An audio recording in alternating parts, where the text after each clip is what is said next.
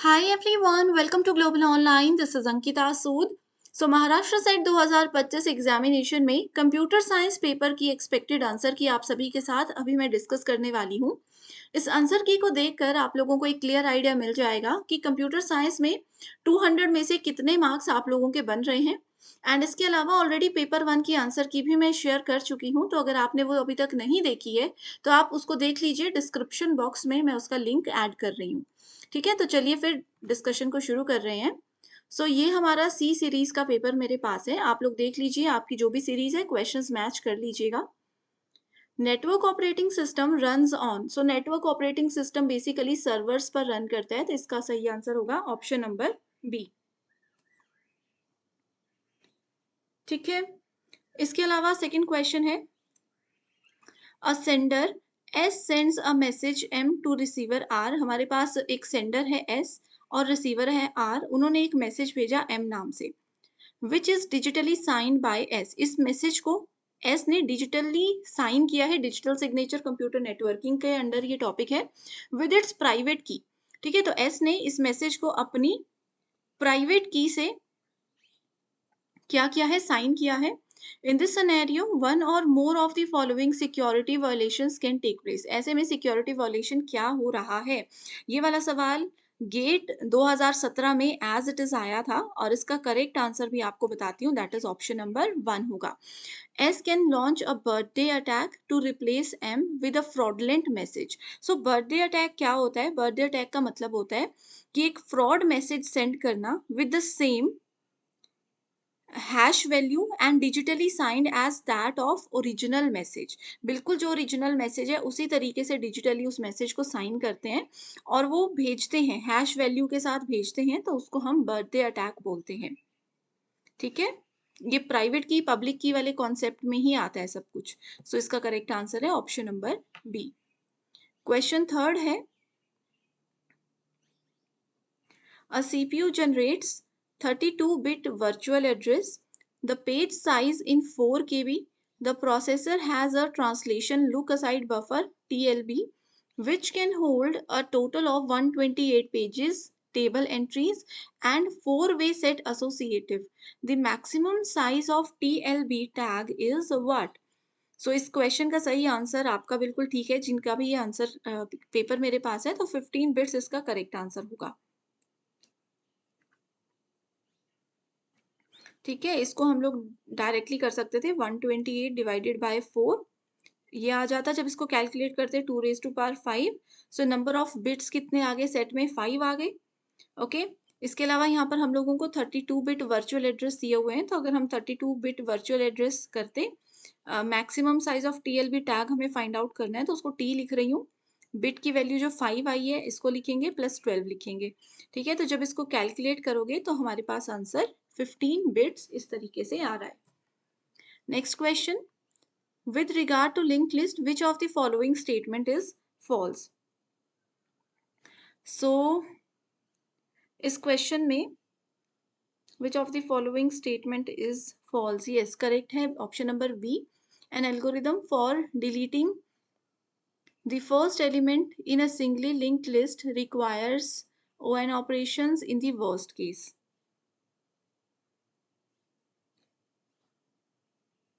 Clear? चलिए, ये वाला फॉल्स स्टेटमेंट है। क्वेश्चन नंबर 5, ये भी हमारा एक प्रीवियस ईयर का ही क्वेश्चन है।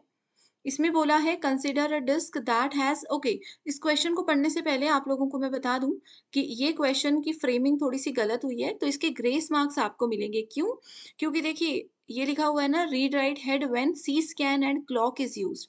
क्लॉक की जगह यहाँ पर बेसिकली जो करेक्ट सवाल है उसमें लुक होगा, कि हमें सी स्कैन और लुक, सी लुक, सी स्कैन, लुक और स्कैन, ये 4 मेथड्स होते हैं हमारे पास, तो ये लुक होना था बट क्लॉक लिखा है, तो इस वजह से गलत होगा। इसका मतलब फ्रेमिंग गलत है, तो इसके 2 मार्क्स ग्रेस आपको मिलेंगे। लेकिन जिन्होंने भी आंसर इसका 135 मार्क किया है, तो ये भी ऑफिशियल आंसर की के हिसाब से सही है, क्योंकि यूजीसी नेट और गेट में ये सवाल जब आया है तो उसमें ऑफिशियल आंसर की ए ही है। Consider a system with m CPU processors and n processes, then how many processes can be present in ready running blocked state at maximum? तो m n m सही है, ये बिल्कुल ठीक है। आगे है binary search trees an example of. Direct सवाल है डेटा स्ट्रक्चर का, बेसिक जो हमने सेशन लिया था उसमें ये हमने एज इट इज पढ़ा था, तो डिवाइड एंड कॉन्कर टेक्निक बिल्कुल सही है। इंपॉर्टेंट है ये क्वेश्चन, अगर अगले बार एग्जाम के लिए पढ़ रहे हो तो भी इसको फोकस में रखिएगा, ठीक है। Which of the Which of the below statement is false? So we have to select the false statement. तो यहाँ पर option B, user stack is used to store the function details during function calls. तो ये वाला statement हमारा false है, बाकी सब सही है। Question number 9. Consider a program which spawns 20 threads to find out the sum of elements in a shared array of 200. अब देखिए स्टूडेंट्स, यहाँ पर मैं आप लोगों को सिर्फ आंसर की दे रही हूँ, ठीक है। अगर आप लोग सभी क्वेश्चंस को डिटेल में पढ़ना चाहते हो, आपको चाहिए कि यूनिट वाइज डिटेल में सारे कॉन्सेप्ट्स क्लियर करवाऊं, तो वो भी मैं करवा दूंगी, लेकिन अभी मेजर फोकस हमारा सिर्फ ये है कि आपको करेक्ट आंसर्स बताए जाएं। इसके अलावा 2026 एग्जामिनेशन के लिए भी हमारे पेपर टू कंप्यूटर साइंस के कंप्लीट कोर्सेज के जो एडमिशन्स हैं वो स्टार्ट हो चुके हैं। तो ये जो 2 नंबर्स आपको दिख रहे हैं, इन पर आप व्हाट्सएप के थ्रू कांटेक्ट करके कंप्यूटर साइंस की पूरी जानकारी ले सकते हो। इसमें आपको लाइव और रिकॉर्डेड सेशंस के साथ में अपडेटेड एमसीक्यूज, पीवाईक्यूज मिलेंगे। पीडीएफ नोट्स के साथ में mock test and revision question bank हम देते हैं। साथ में पेपर 1 बिल्कुल फ्री मिलेगा, और हम देरी बिल्कुल नहीं करेंगे। जुलाई से ही हमारी क्लासेस स्टार्ट हो जाएंगी, एडमिशन्स आज से ही शुरू हो चुकी हैं, तो आप लोग ज्वाइन कर सकते हो, ठीक है। Each thread I takes element AI to A20I minus 1 and compute local sum log sum I and eventually adds log sum I, ठीक है। LOC का मतलब है local sum to a shared variable TOT यानी कि total sum for total sum which of the following needs to be placed inside a critical section. So critical section से related ये question है। इसमें हमारा सही आंसर आ जाएगा option number B, add to total sum. Critical section क्या है? It is a part of program जो एसेस करता है शेयर्ड रिसोर्सेज को, और यहाँ पर शेयर्ड रिसोर्स हमारे पास क्या दिया हुआ है? टोट सम दिया हुआ है, ठीक है। अगला सवाल है, the number of child processes are created using the following code. So ये भी यूजीसी नेट का ही पीवाईक्यू है। फोक क्या करता है? एक चाइल्ड प्रोसेस को क्रिएट करता है, एंड यहाँ पर हमारे पास मेन के अंदर 3 फोक बताए हैं और रिटर्न 0 दिया हुआ है, ठीक है। तो इनिशियल स्टेट अगर हम लोग देखें तो एक प्रोसेस है हमारे पास, ठीक है। उसके बाद फोक ने क्या किया? एक फोक का पेरेंट खुद हो गया और एक उसने चाइल्ड प्रोसेस क्रिएट कर दिया, तो यहाँ पर हो गए हमारे पास 2 प्रोसेसेस। सेकेंड फोक ने क्या किया? Both the parent and child process जो है वो एग्जीक्यूट, यहाँ पर पेरेंट और चाइल्ड है, ये दोनों एग्जीक्यूट कर रहे हैं फोक को, ठीक है। तो इसमें हम क्या करेंगे? 2 एग्जिस्टिंग पेरेंट्स है हमारे पास, तो 2 नए चिल्ड्रंस हो जाएंगे, तो ये आ जाएगा 4। इसके बाद जो तीसरा फोक है, अब हमारे पास ऑलरेडी अगर देखेंगे तो 4 एग्जिस्टिंग प्रोसेसेस हैं जो कि फोक को एग्जीक्यूट कर रही हैं। सो यहाँ पर 4 एग्जिस्टिंग हमारे पास हैं पेरेंट्स, तो उनके 4 चाइल्ड भी होंगे, तो ये आ गया हमारे पास 8 प्रोसेसेस, ठीक है। लेकिन लेकिन इस बात का आप लोगों को ध्यान रखना है, थर्ड फोक में क्या हो रहा है? सिंपल भी कर सकते थे, जैसे 3 फोक थे, 2 रेज टू पावर 3 करते तो 8 आ जाता। अब यहाँ पर क्या है? जो एक फोक है वो ओरिजिनल पेरेंट है, ठीक है। तो नंबर ऑफ चाइल्ड प्रोसेस उस केस में क्या हो जाता है? उस केस में जो हमारा नंबर आया है 8, उसमें से हम 1 को माइनस कर देंगे, तो करेक्ट आंसर आ जाता है 7। पेपर में सिंपल याद रखिए, जितने फोक्स हैं 2 रेज टू पावर उतना कर दो, मतलब कि हमारे पास उतने चाइल्ड प्रोसेस बन रहे हैं, उसमें से -1 कर दो, क्योंकि एक पेरेंट प्रोसेस भी हमारे पास है, तो उसको हम माइनस कर देते हैं, ठीक है। चलिए अगला सवाल है, which model takes the fundamental process activities of specialization, development, validation and evolution and represents them as separate process phases such as requirement specification, software design, implementation, testing and so on. So इस question का सही answer waterfall model है। As it is phases के नाम लिखे हुए हैं, ये देखो। और किसी को अगर चाहे और मॉडल्स ना आते हो, स्पाइरल एंड वाटरफॉल तो आता ही होगा, क्योंकि वो बिल्कुल बेसिक रहता है। डायरेक्ट क्वेश्चन है, एमडीडी की फुल फॉर्म पूछी गई है, इसकी फुल फॉर्म क्या होती है? Model driven development. गुड, जिसका भी ये पेपर है उनके काफी सारे क्वेश्चंस सही है। आगे है question number 13. What testing involves delivering a system to a number of potential customers who agree to use that system. So it is your beta testing. Alpha testing and beta testing होती है. Clear? So this is your beta testing. The dynamic system development method was developed in UK in which year? So it was developed in 1991. ठीक है, generally अगर हम लोग देखें तो ये 1994 में डेवलप हुई थी, बट क्योंकि we don't have any option, so या तो इसको हम ग्रेस में ही मानकर चलते हैं, तो देखिए 2 नंबर इसके भी ग्रेस मार्क्स में मेरे अकॉर्डिंग आपको मिलने चाहिए. क्लियर? तो 4 मार्क्स तो आपको ग्रेस मिल रहे हैं, और ये ग्रेस मार्क्स सिर्फ उन्हीं स्टूडेंट्स को मिलेंगे जिन्होंने क्वेश्चंस को अटेम्प्ट किया है. जो छोड़कर आ गए थे कि ऑप्शन नहीं लग रहा कोई भी सही, छोड़कर आ गए थे, उनको ग्रेस मार्क्स भी नहीं मिलते हैं, चाहे आपने गलत ही अटेम्प्ट किया हो, बट किया हो तो नंबर मिलेंगे. Which standard is used to prepare software requirement and specification? SRS document के लिए कौन सा स्टैंडर्ड जनरली ये कह रहे हैं कि यूज किया जाता है? उसके लिए ISO स्टैंडर्ड यूज किया जाता है. OSI तो नेटवर्किंग मॉडल होता है, तो ये तो गलत होगा. आगे है architectural models that may be developed may include a what model that shows how the system is organized into processes at runtime. So it is your dynamic processes. Software quality management for large system can be structured into, it can be structured into your 4 main activities. तो वो 4 main activities कौन कौन सी होती हैं? That is your planning, doing, checking, and the 4th activity is acting. Acting means improvement. Plan, do, check, act, इसको बोलते हैं PDCA. ठीक है. Question number 18 है COCOMO Constructive Cost Model.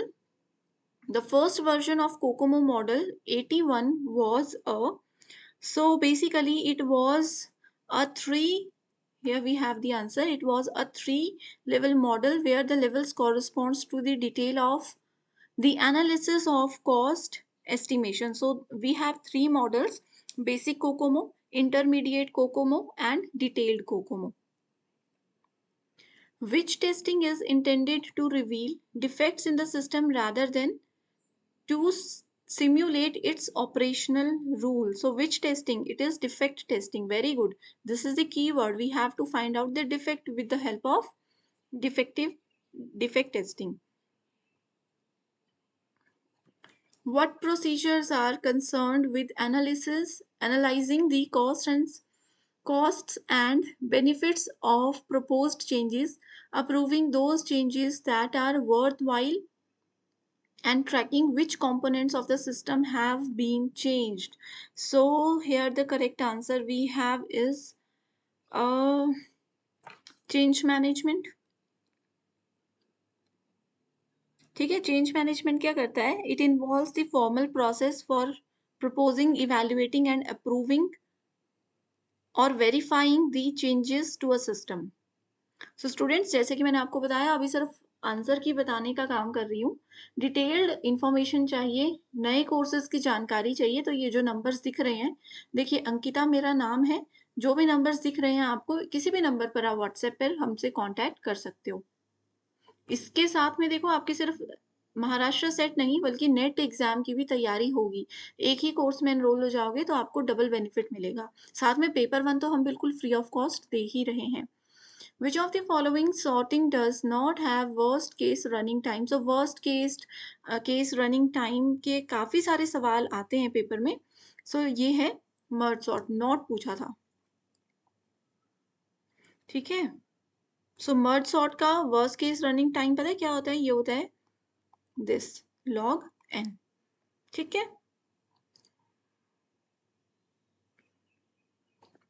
In breadth first search of a graph, which data structure is used to hold the nodes? So hold the nodes. So Q data structure, that is based on FIFO. Another next question is in which traversal we visit all the vertex descendants before we move on to an adjacent vertex. So it is the depth first. जिसका भी ये paper है उनके maximum question सही हैं. Good.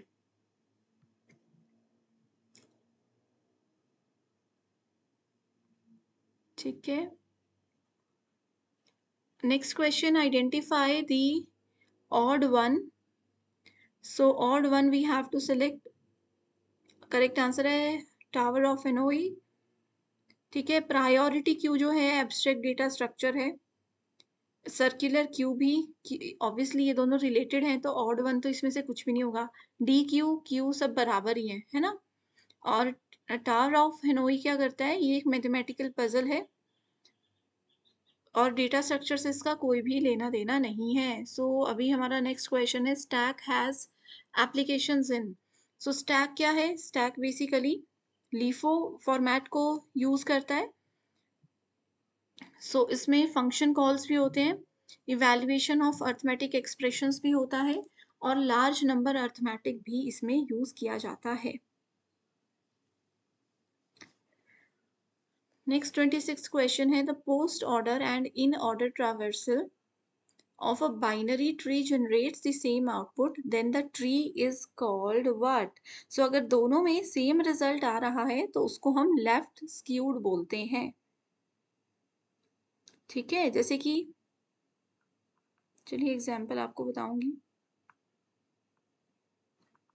जैसे एक में अगर हम ए बी सी मानकर चले, दूसरा अगर हम ए बी सी मानकर चले, तो जब इसको हम इन ऑर्डर में देखेंगे और पोस्ट ऑर्डर में देखेंगे तो will get the same output. Next है, given a complete graph G with 5 vertices, then the graph G has how many spanning trees? So the formula to calculate the spanning tree is what? 5 raised to power 5 minus 2. So it is 5 raised to power 3. 5 into 5 into 5 equals to 125. सो आपने काफी यहाँ पर लिखा है, सही कोशिश की है. Correct answer is 125. तो स्टूडेंट्स इस पार्ट में मैं 100 में से आप लोगों के लिए 27 क्वेश्चंस आपके सॉल्व कर चुकी हूँ. बाकी के पार्ट 2 में आपके लिए जल्दी से जल्दी लेकर आऊंगी. ठीक है. अभी क्विकली था, थोड़ा सा ज्यादा डिमांड चल रही थी तो मैंने सोचा थोड़ा सा आपको सॉल्व करके दे दें. बाकी के जितने क्वेश्चंस हैं डेफिनेटली सॉल्व करूंगी. और भी कोई हेल्प या गाइडेंस चाहिए तो गिवन नंबर्स पर व्हाट्सएप पर आप मैसेज और कॉल हमें कर सकते हो. So thank you so much everyone, all the very best. In 27 questions में से आप बताइए कि आपके कितने मार्क्स बन रहे हैं.